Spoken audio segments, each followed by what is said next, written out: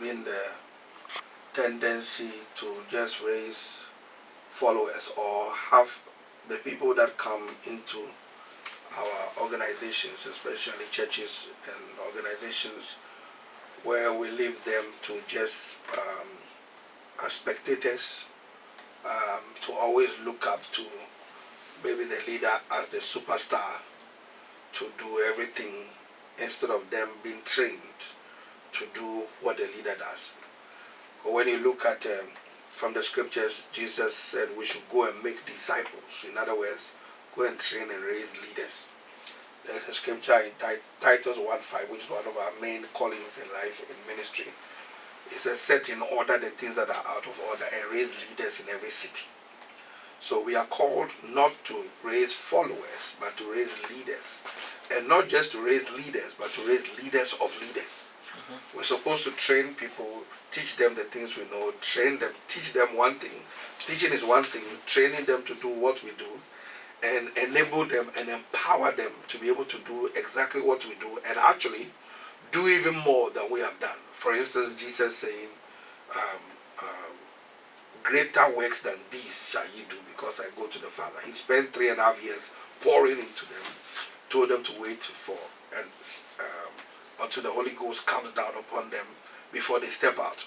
That they are doing far more than what Jesus did. So really, we are supposed to raise leaders, not just raise followers who just sit in the pews or just sit in the office just observing what we are doing.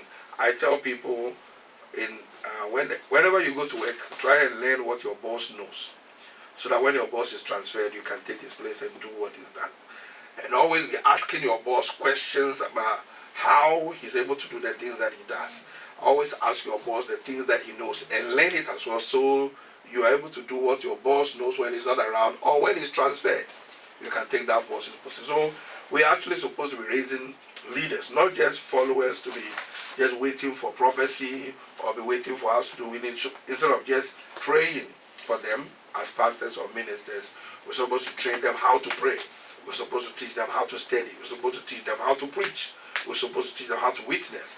The things that we are doing, we're supposed to teach our members to do. So when we are not around, they can do it and take it to another level. That's what success is. For instance, a statement we made earlier on about success without a successor is failure. We're supposed to raise sons. We're supposed to raise daughters. We're supposed to raise proteges. We're supposed to raise people who will continue what we have started. When we have in mind the thing about posterity, what are we leaving behind? What legacy are we leaving behind? If we don't pour into the people that are in our pews, then there's no way they'll be able to do the things that we are doing. For instance, you have Kenneth Hagin poured into Kenneth Hagin Jr., Fred Price into Fred Price Jr., Oral Roberts into the Son, Bishop Oyedepo into the Son. So they are carrying on the thing. John Austin, Joel Austin. But before it wasn't like that, isn't it? That's right. When they die, then it means that the legacy dies. That's right, which is not supposed to be the case. So it means that now they are doing something right. Yeah, there must be a continuation of what we have started. There's so much that God will use us in our generation to do. And there's far more that the next generation will do. Look at Catherine Coleman. Benny Hinn took it to another level. So it's very important that we learn to train the next generation whilst we are alive, not wait until we are gone. For instance, after every Moses, there must be a Joshua. After every Elijah, there must be an Elisha. And after every Elisha, there should have been a Gehazi. But Gehazi, greedy, in a hurry, whatever, so could not take on the mantle of Elisha. So all along, we should be able to be training other people. Now, the other aspect of it is, those that we are training must always never forget that father figures are father figures. And not compete with the father figures. Be humble, to study, and get to know what the father, and finish their course before they leave home. Nobody says sons should not leave home, but the question is the way they leave home. You must live in such a way, not banging doors. Live in such a way that when you want to return, you can open the door freely and come in there and walk in there and sit down. And always give credit to the one who helped you to become who you are. So we should be training our proteges, but our proteges must also always understand that your father is always your father, and keep acknowledging your father for the inputs that he has poured into you. Sometimes it's difficult for certain fathers to pour into sons because they do a lot. We've got somebody on the phone line already. Yeah. Hello. Oh, we just lost him. Please call back again. Call back again. Yeah. Yeah. Right. So but there's this thing that baffles me. Yeah. Now when you want to talk about leadership, Yeah. do you have to be, as you are saying, you have to be a good servant before you can be a good leader? That's what we are saying now, right? Now, do our leaders today, are they servants? Or do you have to be a servant as a leader? Jesus said for us to become great in life, you must be a servant. But do we serve? We do. Do the leaders serve of our generation? Yeah. I would say, I can't speak generally because I don't know exactly what happens everywhere. Yeah. But the example that Jesus gives us is that of service. I tell our members, for instance, when I pastor a church in Croydon, when I finish preaching on Sunday, on Monday, I start getting ready to serve the diet and the food that the people need to be able to get to their destination right from Monday and Tuesday. Jesus washed the feet of his disciples. Every time we're preparing the word, the message to go and preach to our people, it's part of service. The things that we know, pouring it to our members, the examples, showing them examples, etc. It's all part of service. Because yes, it's part of the service. Yes. Like for example, right? When you look at Africa, leadership in Africa, right? Somebody becomes a member of parliament, right? Somebody becomes a minister, and that person never even goes to his constituency for about 4 years. All he stays in the capital city, enjoying life. That is it servant. That's not the way it's supposed to be. Because the essence of them appointing you as a member of parliament is to serve your constituency and serve your constituents. So that means there's a gap to play. There's a time for you to be at the Parliament House, to be in the center, in the city, in Accra, to do what you have to do. But you have to divide, just like politicians here, they go to the Parliament House to do what they have to do, but they hold clinics for their constituents. So it's about balancing the equation, getting your job description right, and making sure you don't lose out on the things that you're supposed to do.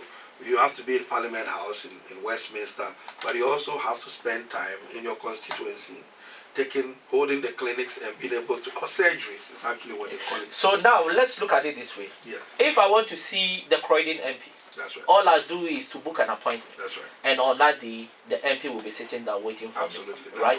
Where we come from. Yes. Right? When you want to see your MP, right, the kind of barriers you have to cross.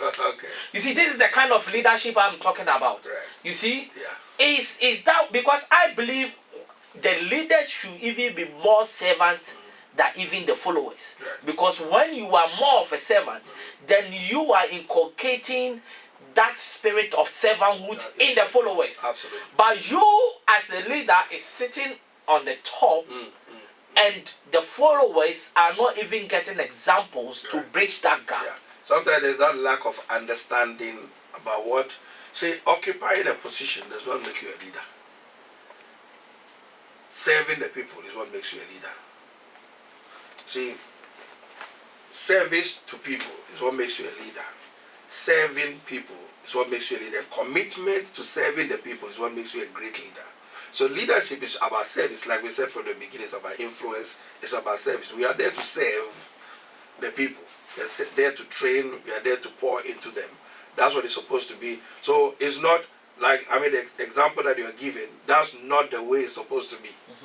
There's a better way of conducting that kind of, that's not the way it's supposed to be. Yeah. So if that's the way it's that's the way it's happening now, then something has to be done about it to correct it. Because I call that one leadership servanthood, because you are treating your followers as servants and you are treating yourself as a leader. Right. But in the nutshell, it's not supposed to be so. Yeah. The gap needs to be bridged. It has to be intertwined. Yeah. The servants need to have the experience of how leadership is about. That's right. And you became a leader because you were a good servant. That's right. So how do we break this gap? Yeah, good followership leads to good leadership. When you're a good follower, you become a good leader. If you are not a good follower, you will not become a good. Because leadership, you see, until you follow someone, no one will follow you. Yes. Until you follow someone, no one will follow you. Yes. And until you follow someone well, no one will follow you well. So it's absolutely important for us to realize that every time we are put into a position of leadership, it's about service. It's about making the people that we are called to serve, making their lives better, helping them, empowering them to even do a far better job than we have done. Do you think there is a level of insecurity in terms of leaders trying to give opportunity for their followers? In certain leaders, yes. In certain leaders, that insecurity. So when you are not secure in who you are, you fight people that you're supposed to help train to become better than you. You must be secure. That's the thing I mentioned earlier on about the process, self-discovery. Yes. I know who I am. So if I raise people who preach better than me, that's actually to my credit. Yes. But you don't see it that way. That's my point. To see my spiritual sons preaching on the same platform, we had a business summit in May. And I put some of my spiritual sons on the same platform as me, on the same flyer. Because I'm secure in who I am. Yes. I have no competition. I know I'm called to preach. I'm called to raise preachers. I know who I am, so there's no insecurity whatsoever. It was actually such a joy to see them on the same platform, doing what I'm doing, alongside me, on the same platform. And when I'm not around, my spiritual sons preach, and sometimes when I'm around, my spiritual sons preach. Because I'm secure. There are certain organizations and businesses that when the leader is not there, everything stops. That's why I say success without a successor is failing. When you have that mentality, if I'm succeeding and I've not raised anybody to be able to do what I'm doing, and even do it better than I am, I have failed. So it's very important. It's a raising leaders is something that we need to keep organizing training programs to be able to help shape the mentality of both leaders and followers to understand what this leadership thing is all about. So time has to be taken. And when people don't understand, they think it's just a political position or it's a religious position, or I'm just there probably to dominate or to rule as an autocrat or whatever. That's where we have quite a long way to go when it comes to African leadership. That is why God is raising up the giants at the moment to begin. Now you can hear of a lot of leadership seminars that are coming up in Africa, as going back, like when we will be holding in about 2 weeks, where we're going down to hold it.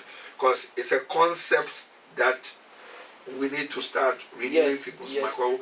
We lack the understanding about what true leadership. And one thing I like about it is that the youth are hungry to learn. Absolutely. And that makes it good. Yeah. If they were that's the next generation. That's the next generation. They are hungry to learn. Yeah. When I look, I'm not that old, but when I look at my generation, there was no focus. Even when we were in uni, I didn't know most of my friends what they wanted to do with their lives. But now this generation behind us, you ask them what they want to do, they've got it all planned out. Absolutely. Though there are serious challenges, but they are hopeful. Absolutely. And I think that is the right channel to do. Now, I would like us to go to team building. Because you cannot raise leaders as a leader without building a team. What do you look to in building a team? One of the things you look for in building a team, one, loyalty, faithfulness, availability, reliability, cohesion. Because you can't function as a team if the two of you, if you and the people in the team are not getting on well together. So it's very important. Reliability, availability, dependability, loyalty, faithfulness, stickability, punctuality. Those are the things that we need to look at to be able to build a cohesion. If you're going to, God has called you to do something, or you're called to fulfill a particular vision, unity.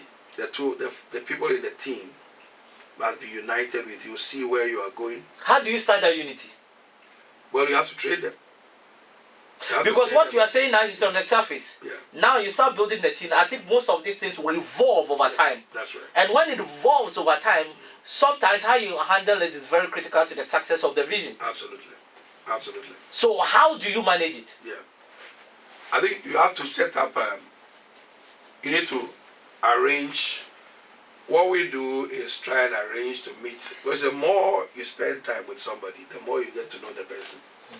And also the more you get to know what's their heartbeat, what the vision is about, how it can be achieved, and also receiving feedback from the people that you're working with, in order to be able to achieve the goal of the organization. And we need to let them know what the vision is. Where are we going? Where are we and where are we going? Exactly. Yes. We need to know what the vision is. Yes. You know, like you have certain churches raising champions, taking territories, raising generational leaders, impacting nations. So the vision must be very clear, because people unite. We don't necessarily unite around culture or whatever it is in an organization. We unite around the vision. So the vision is what the people unite around. By the time, over a process, the things I'm talking about, by the time you realize you form that level of cohesion, but the vision is what drives. Because everybody comes from their background. Absolutely. Everybody comes from their mindset. That's right. Different mindset. That's right. Everybody have a way of accepting information and processing it. So I think it's a very hard work. Yeah. Is it every leader that can really manage this? And is it one of the reasons why leadership is such a difficult situation in our lives today? Yeah, absolutely. It's not an easy thing. For instance, even in churches, you have people who come from different backgrounds, and you find one from South Africa, one from this, and everybody's cultural background and everything is so different. So you come and say, we're going to do praise and worship this way, or we're going to do this way. And, how do you bridge the gap? Exactly. And I think it's very difficult. Yeah. That's why it's a process. That's why you must take your time, strategize, plan, because people are everybody's different, and everybody's opinion different, and everybody wants you to hear their voice, their opinion as to how this must be done. But what unites and what helps the organization to move forward is what the original objective and the vision of the ministry. Well, people normally will unite around a particular vision. For instance, like Apple, the vision. Yes. Microsoft, the vision. Leadership, the vision. Yes. Tesco, the vision. Yes. Sainsbury's, the vision. So it's the vision. That's why the vision must be pushed. That's why the scripture says, where there's no vision, the people perish. So the vision must be pushed. Once the vision is in front of us, you aim. I was listening to your advert where you say your finest Afro-Caribbean station in London. Yes. People want to unite around. That's the finest Afro-Caribbean station in London. Yes. So we have positioned ourselves. Absolutely. So people who want to associate with anything to do with Afro-Caribbean, whatever. Africa. So, okay, this is what I want to become. Yes. So exactly. So whether they come from Africa, or they come from South Africa, or they come from Nigeria, or they come from Benin, that does not factor. That's not what it is. What unites is the vision of the organization. So that's what we need to push. And everything, all programs, all meetings, everything must be by the vision. Must be around the vision. Around the vision. I think people are not really considering that. Yeah. And when such challenges come, in terms of people coming from different backgrounds, bringing different mindsets, they get confused and they take the vision out of the place and they try to connect. And I think that is a very difficult thing to do. Absolutely. Right from the onset, the vision must be what unites us. The vision. When you have a very difficult team member who is really struggling to adjust or adapt to the vision, what do? You need wisdom. You need to pray for wisdom. Because one bad apple in there. Yes, exactly. One bad nut spoils everything. As well, wisdom, as how do I deal with this particular guy? How do I deal with it? For instance, when David heard that Ahithophel had gone to join himself to Absalom, there was only one simple prayer that David prayed. It says, turn the counsel of Ahithophel into foolishness. So you need wisdom. Wisdom is the ability to solve problems, anticipate and solve problems ahead of time. So you need divine wisdom. That's why Solomon has when he was called to lead the whole of Israel, one simple prayer he prayed, because he knew, I can't do this thing in my strength. I need an understanding heart and wisdom. So wisdom is what you need to be able to know how to manage people from different places that have been brought together to stand with you, to be able to build what God has called you to build. Wisdom. Because it's a very difficult thing to do. That's right. And it's very challenging. Yeah. And I think these are some of the things that people need to understand. And I've learned one thing from here, that no matter what, you need to always come back to the vision. Absolutely. To propel it. Yeah. Now, you see, in this life, times are really hard. Yeah. Times are difficult. People don't have time. And people give a lot of excuses in our life today.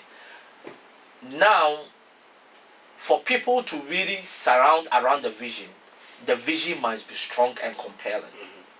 Now, if you feel your vision is not strong and compelling, how do you work around it? You have to